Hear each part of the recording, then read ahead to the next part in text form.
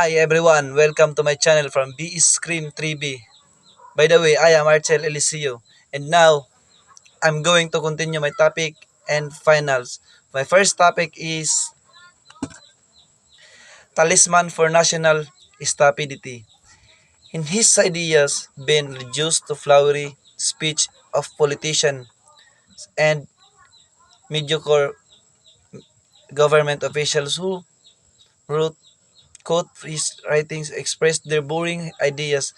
This sentence has affected me because I also heard of some politician and other politician who would use Rizal words to proudly relate their own principles even though they are out of context. They would express their own claims. This implies that we cannot just the idea get idea of someone without even realizing what it means. If you know what it means, you can really tells if it's sweet you will. And you can also tell are capable of doing of things the things that you have could because the essence of his ideology will be transness if anybody turns out it used without good purpose. The next is Claro M. Recto Rizal Bill the Rizal Law RA 1425 in its predicament. Law recognized that needed dedication to the ideals of freedom from nationalism. This phrase has struck or affected me because I firmly believe that through Rizal Law that essence patriotism was able to be portrayed, that the past only can be told through writing, and one of the types of writings that teaches individuals is books, particularly novels, creating this law. Enacting of all universities have mandatory subjects containing Rizal lives and works initial to every young people. Those objections against Rizal being fully implemented are truly unjust. True truth must be uncovered even if it means the destruction of the reputation of the friars, even they are strongly object to this law. I can't deny that the fact that Rizal did just express his perception as to what he had observed and seen and the country. The next is Nolime Tangere. Rizal hatred to the friars was largely of domestic origin. This has struck the most because it is one of the main reasons was why Rizal created his novel to express his anger, opinion, and principle against the fears. It was clearly indicated how Rizal hate fears by representing a character sweet to their behavior appearance. Rizal's hatred was said to have originated domestically because of his father Don Francisco who get land from the friars but friend but eventually betrayed by passing excessive taxes. This implies that someone this implies that someone's we need someone or something to release our emotion. Just like Rizal, he released it through writing novels which criticize his opponent. In my case, when I angry, I offend my punch the wall in our house. In that way, I was able to cap my distress. Perhaps Rizal felt is the same when he was successful in criticizing the friars with whom he disagreed. Next is el filibusterismo.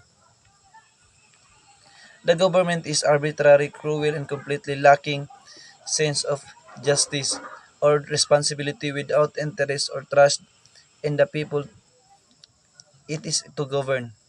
I have also read about how cruel the Spanish government was to the Filipinos in this sentence was has affected or struck me as a result of that. Because of the corrupt and unjust official, there has not been significant amount of progress made past their 133 years. They consistently demand that all Filipinos work from them, despite the fact they are treated unfairly.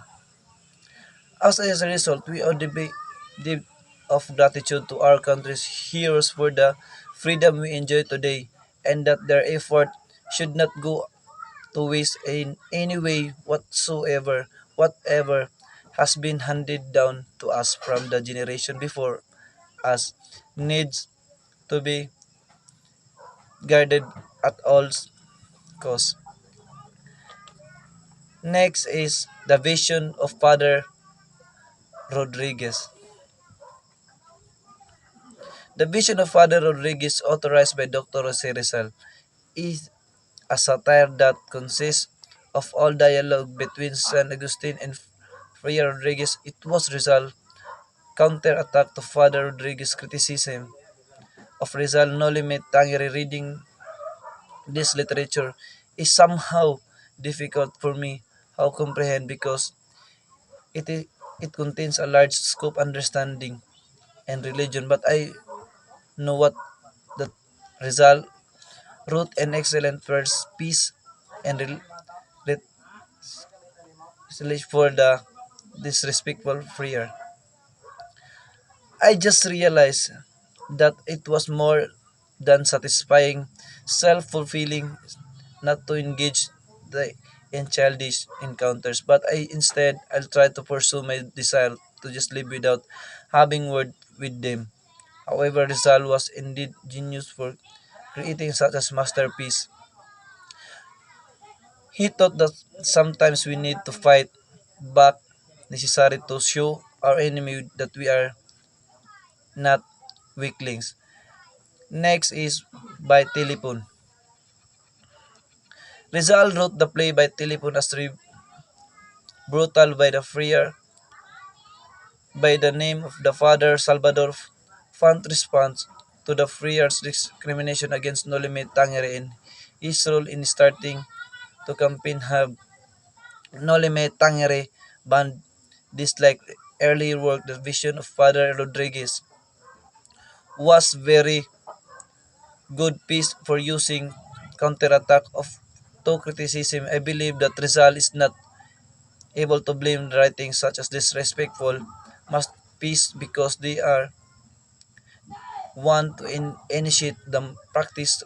First, Rizal merely react to the recommendation, or should be I say order to have no limit tangere surface.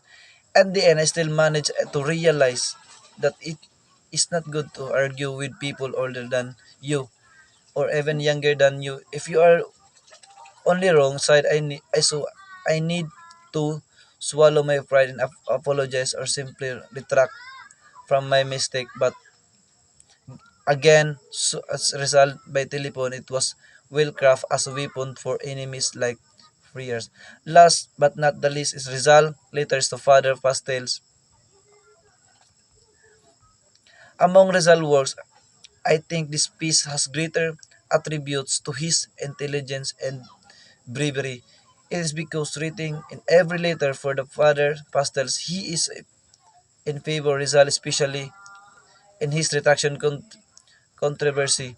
It was Father Pastels Jesuit who offered Rizal the opportunity to retract or return his, his faith for his freedom in return, but Rizal is being hard as stone, stuck is towards is to his words. I think being hard-headed like Rizal is it is what we have in common. I also have this attitude when my parents or older sisters command me to certain things. I never listen to their words, especially if it is my sister or cousin, because they are very annoying. But sometimes I do realize that being obedient to one's parents is a good sign of being a good son. It as it is also written is in the Bible. So I followed them I and thought of it was command given by the superior and near future. That's all, sir. That's all my reflection in finals. That's all. Thank you.